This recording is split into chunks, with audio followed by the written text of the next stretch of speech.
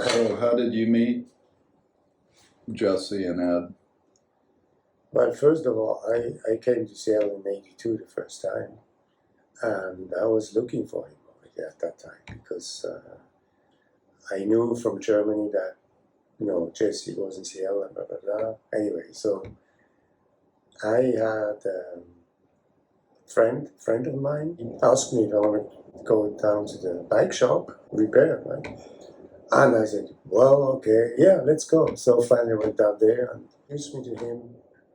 Pierre, he's doing martial arts and this and that. And I said, oh, great, yeah. What do you do? And I said, yeah, I do this. And, yeah, I'm doing martial arts. He goes, I'm doing martial arts, Tai Chi and other styles. And it would be interesting to talk, let's have some good wine after I close my shop. We go to get some wine. Then what happened? We went there and had discussions about it. And my key question was, if I just knew where Jesse Glover was, in Seattle somewhere, I would like to get a hold of this guy. So I tried so hard, never got through. And they said, oh yeah, let's see. I had a customer.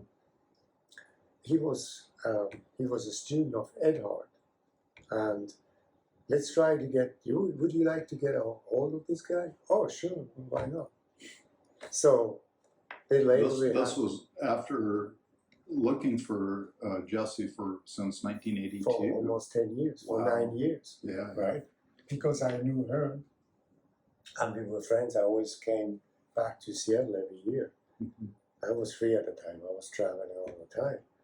And and suddenly things, I almost gave up in terms of always looking for this guy because there was no internet at the time, right?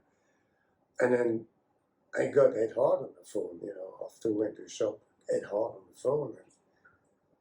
And I told him the story, and Ed says, let's see if I can get a hold of Jesse and he may call you. So Jesse finally called me. Maybe 15 minutes later, I got Jesse on the phone. Jesse goes, well, what's in your brain?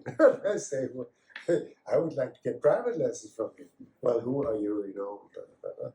I explained my journey in Germany. And okay, well, so next day he came to Charles' place.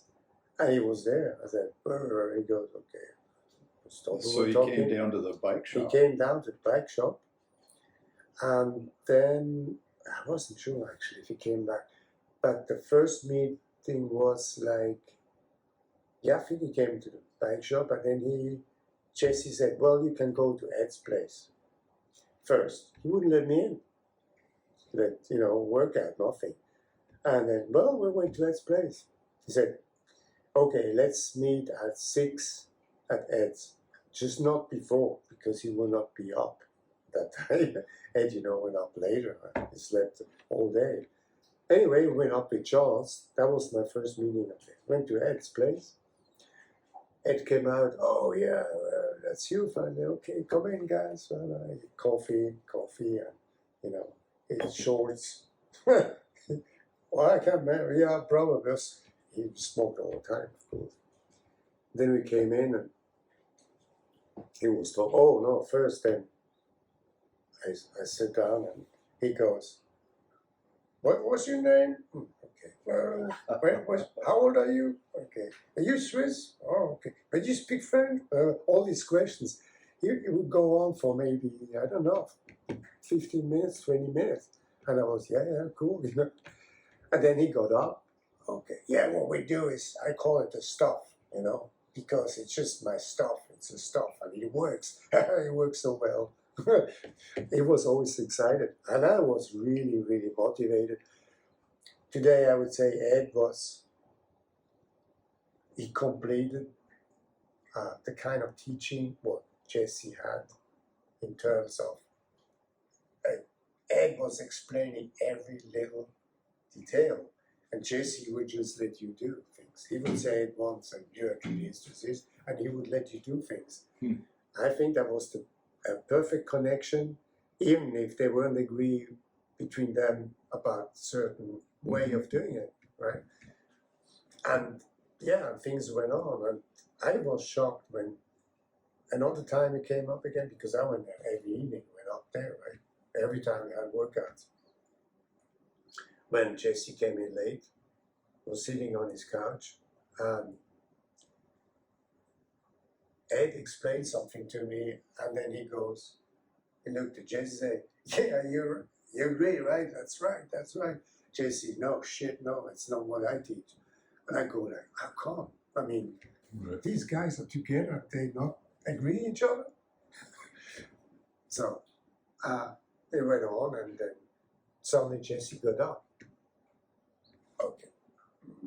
And then that was my, oh man, it was like everything I did before was like, went into garbage, and then he goes, yeah, there's nothing there. What's that? He felt me almost guilty for what I did, because I had no idea. So, and then he started he started like telling me, yeah, you put pressure there, you put pressure there, you stance, who cares about, just go on, right leg in front, keep pressure, sit, and blah, blah, blah, and went on. And suddenly I started understand already what it was all about. Of course, I didn't get it then. I needed some time to get through, but I understood already what he meant by adding pressure and all this. Then he was turning with me already. We were maybe half an hour or more. And Ed was standing there and said, hey, Pierre, you're so lucky, Jesse is doing this with you. You're really lucky to get Jesse doing this with you. He was so happy for me, and I thank you very much, I mean, I was just... Yeah, and after 10 years of hoping that you could meet him, yes, and here it is. Yeah, here we are, and that's just by chance. And just by chance, because I was at the right time, at the right moment, with a person linked to what happened later, right? Yeah. I mean, this changed my life. It's funny, when I listened to what Leroy was saying, it was similar in terms of it changed my life, and that was the beginning of my journey, and then it went on. And every year came to Seattle, of course, for several weeks. I was working. Yeah, by the way, after the second time I came back, he let me down in this place, down in the basement. Mm-hmm. And that was another story, because that was damn fucking hard workout, as you know, as good as me. And I was lucky to be in shape. I guess I was always in shape.